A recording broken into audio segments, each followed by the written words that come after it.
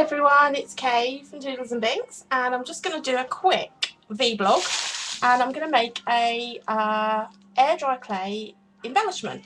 I made one on my mini journal page that I'm working on at the moment, and it came out so nice that I thought we'd do one together, because people on UK Stampers Forum have been asking for tutorials, so here we go. We're going to have a go at doing that, and that is, hope you can tell, a feather. But I'm going to have a go at a couple of little tag ones as well.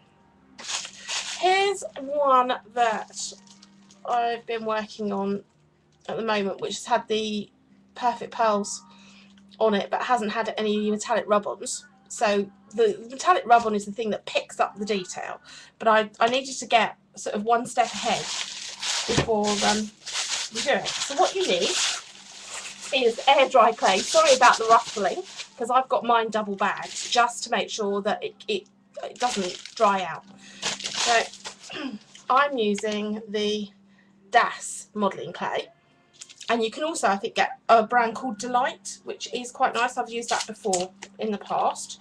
And what you need to do is take a small amount out of your packet.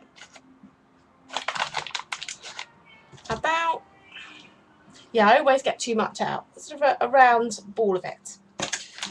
Before you go any further, seal your packet up and pop it away. Then you need to condition it. Just mess around in your hands, warming it up and softening it. And you do get a load of chalk and bits and pieces over you, but don't worry about that. Soon wipes off with water. So you just need it in your hand so it's nice and pliable. Over and over. It's very therapeutic, actually. I love doing this. I've made quite a few of these over the last couple of days. I love them, loving them. So that's about right. So you pop it down on your wet surface. Now I use my non-stick craft mat. I also use some wax paper, but you could use parchment paper. I just find it a little bit easier to roll it. What you can do, and people recommend, is that you roll it out with a pasta machine, but I haven't got one. I'm waiting for someone to bring me one who's got a spare one, but for now you can just roll it out just fine with a rolling pin, and there you go. And you just really don't want to roll it too thin, because if it's too thin you can't get a good impression. It's about right. You see, it's really not that thick, and they're very, very lightweight when they're done. So you roll it out like so, and then I just move it off of there, and I retain my bit of paper for later. Then you take a stamp. Now I've actually used the feather, and I'm going to swap over now, and I'm going to use one of Leandra's ones from Paper Artsy, and I'm going to make some tiny little tags. So it's that one. It's from the Poirot plate number 3. So on. Now I've tried just tried using Versamark just for a release, and I've also tried using palette or stays on. So, and I find actually palette is, it's going to fit on, but I don't want all of them. I only want 1 or 2 of them. So that's a fine piece of clay. It's big enough. Ink it up, and I'm just going to ink up all of them.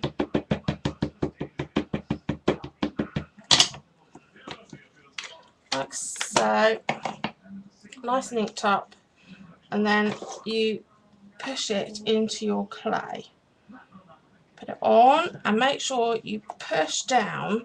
Rubber is better than clear stamps for this, and try not to slip it around. Just push down like so, and then lift off, and you can see I've got an impression, and it doesn't look that impressive at the moment. Then what you do is you take your craft knife, and I recommend that you don't do it on your non-slip craft mat, because Ask me how I know. I've cut mine and I've ruined them before. So I then just put it back on its greaseproof or wax paper and take away my craft mat and use my cutting mat. Right, it's a bit glary. It's going to be probably difficult for you to see. And then I'm going to cut them out. And it cuts really, really easily. Make sure you've got a sharp blade though. And anything that hasn't been stamped, you can actually, if you're quick and it doesn't dry out, remove and put it back in the tin. Obviously anything with ink on, don't put back. And what I discovered yesterday is don't try and colour it first. It really doesn't work. It just makes it grey and horrible. I'm just going to go for a cut up here.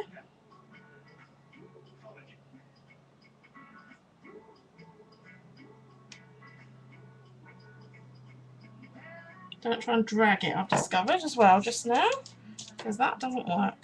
Try and cut like that. And what you can actually do is sand the edges when you're done anyway.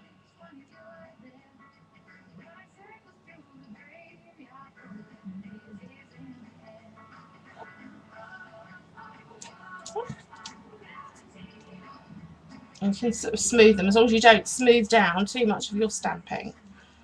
But any sort of really rough edges. Make sure I'm still on frame while I'm doing this. You can sand off once you're done. Okay, might just about be happy with that. Yep.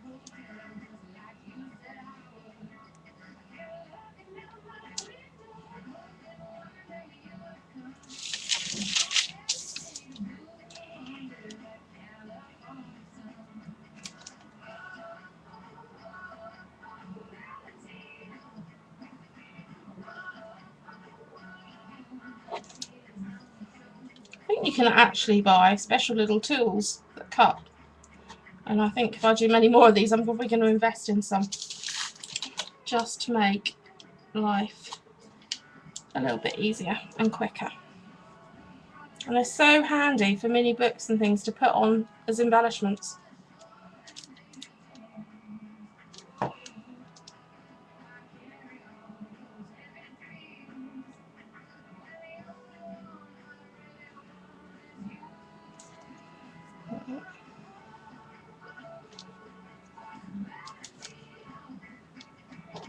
One. Now I suspect that I could probably, when it's dry, go through with my crocodile, but I'm not going to. I'm going to just make a hole with a paintbrush.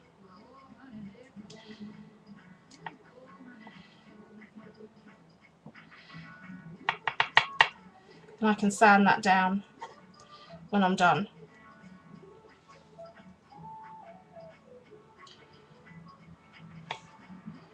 Carefully get it off so I don't get any pattern done. That's one.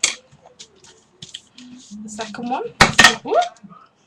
If anything like that happens, just pat it back in.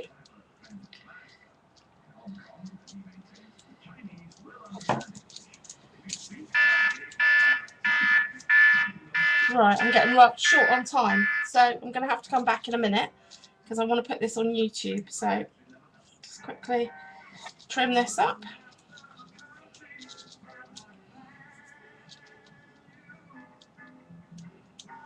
Like so. And I'll be back in a second to do part 2.